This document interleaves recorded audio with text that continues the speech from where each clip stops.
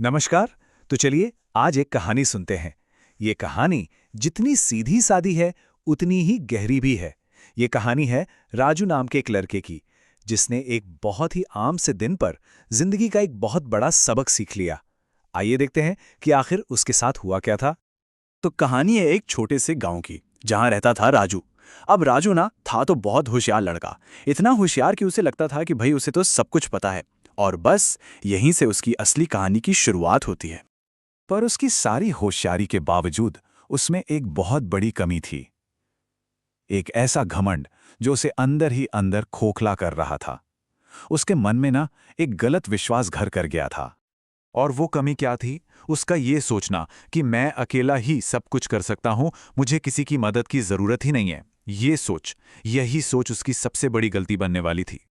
तो होता यूं है कि एक दिन जब राजू रोज की तरह अपने स्कूल जा रहा था, उसे जरा भी अंदाजा नहीं था कि आज रास्ते में उसके इसी घमंड की एक बड़ी परीक्षा होने वाली है।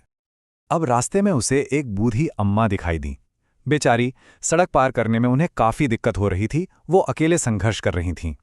यहाँ राजू के सामने एक सीधा साधा मौका था, एक चुनाव करने का। पर राजू के दिमाग में क्या आया? उसने सोचा, अरे मैं क्यों मदद करूं? मुझे तो स्कूल के लिए देर हो रही है। और बस ये सोचकर वो उन्हें वहीं छोड़कर आगे बढ़ गया। लेकिन कहते हैं ना, किस्मत का पहिया घूमता जरूर है। राजू ने जो किया था उसका नतीजा मिलने में ज्यादा देर नहीं लगने वाली थी। और यकीन मानिए, ज्यादा वक्त नहीं लगा। बस थोड़ा ही आगे गया होगा कि उसका पैर एक गड्ढे में फंस गया और वो धड़ाम से नीचे गिर पड़ा। उसके पैर में चोट आ गई और वो दर्द से करा रहा था, उठ भी नहीं पा रहा था। अब देखिए कैसी किस्मत है। वो लड़का जो कुछ मिनट पहले सोच रहा था कि उसे किसी की जरूरत नहीं, आज वो खुद बेबस पड़ा था। उसे ठीक उसी मदद की जरूरत थी जो उसने अभी अभी देने से मना किया था।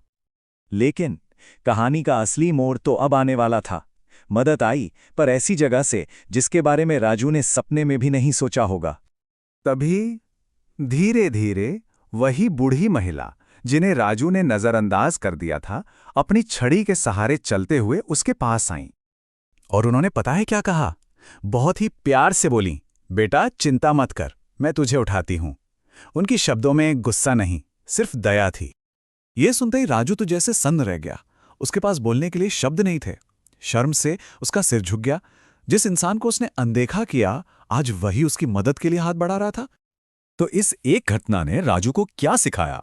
ये एक ऐसा सबक था जो उसे कोई किताब कभी नहीं सिखा सकती थी। एक ऐसा सबक जिसने उसकी पूरी सोच हमेशा के लिए बदल दी।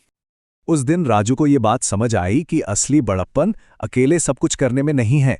असली बड़प्पन तो किसी की मदद करने में है, क्योंकि मदद करने से हम छोटे नहीं बल्कि दिल से और बड़े हो जाते हैं। तो इस छोटी सी कहानी से हमें दो बहुत जरूरी बातें सीखने को मिलती हैं। पहली, कि मदद का कोई भी काम छोटा नहीं होता। आपका एक छोटा सा कदम भी किसी के लिए बहुत मायने रख सकता है।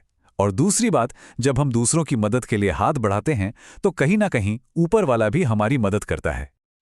अब एक सवाल आपके लिए, जरा सोचकर देखिए, ऐसा कब हुआ था जब किसी की एक छोटी सी मदद ने आपका पूरा दिन बना दिया हो? इस पर जरूर सोचिएगा। ऐसी ही और दिल को छूने वाली कहानियों और सीख के लिए हमारे साथ बने रहिएगा।